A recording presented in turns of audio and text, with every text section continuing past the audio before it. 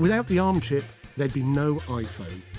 In fact, today ARM technology is in use in 95% of smartphones, 80% of digital cameras, and 35% of all electronic devices worldwide. Millions of people are walking around with phones containing ARM-designed chips.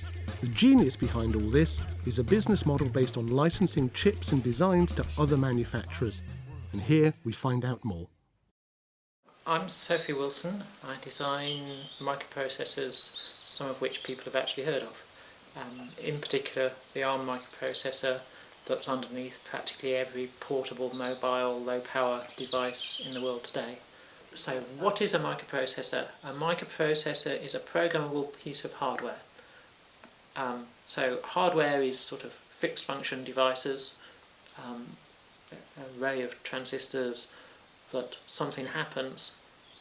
A programmable one, the something can be decided to happen later on. So a microprocessor reads an instruction stream which tells it what to do, and through the virtues of Alan Turing's work we know that they can do anything as a result. The very first ARMs were capable of executing an instruction every 125 nanoseconds. So that in itself was quite a step forward. An 8 megahertz 68000 couldn't do anything in less than 4 cycles. ARM could do everything in less than 4 cycles, as it were. In 4 cycles you could do complex things, but a single instruction would run in 1 cycle and be pipelined with the next instruction. We had built ARM and had them working by April the 26th, 1985. The support chips were working a little bit later, and it was a secret. Nobody knew. Even Olivetti, who bought Acorn when Acorn crashed to the ground as the home computer industry completely vanished alongside the arrival of CD players and people's disposable spending turned to something else, the computer market crashed. Acorn was rescued by Olivetti, and they didn't know about ARM when they bought the company. And we kept it a secret even then. What we were busy doing was actually making everything work and design standalone computers beyond being a language processor for a BBC machine. We realised that we'd have to get third parties to write software.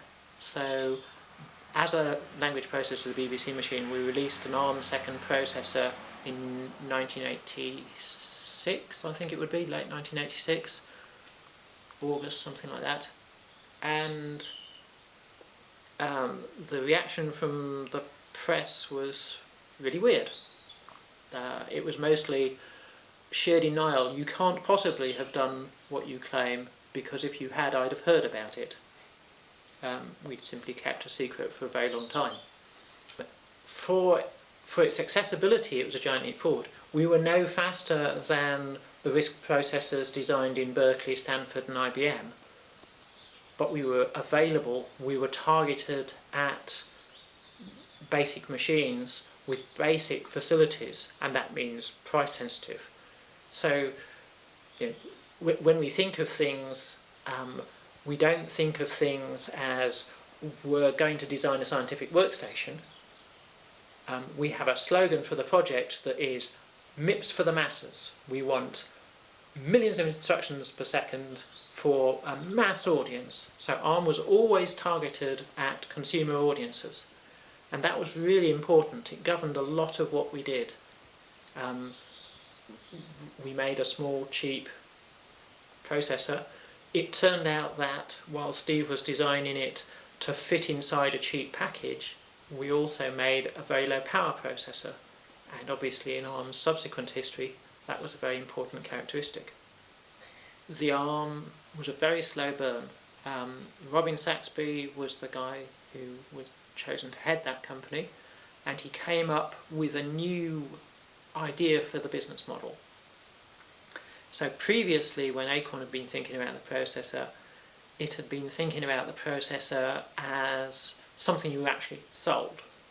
make things, sell things. Robin invented the idea that ARM wouldn't make things and sell things, it would only sell the rights to make things.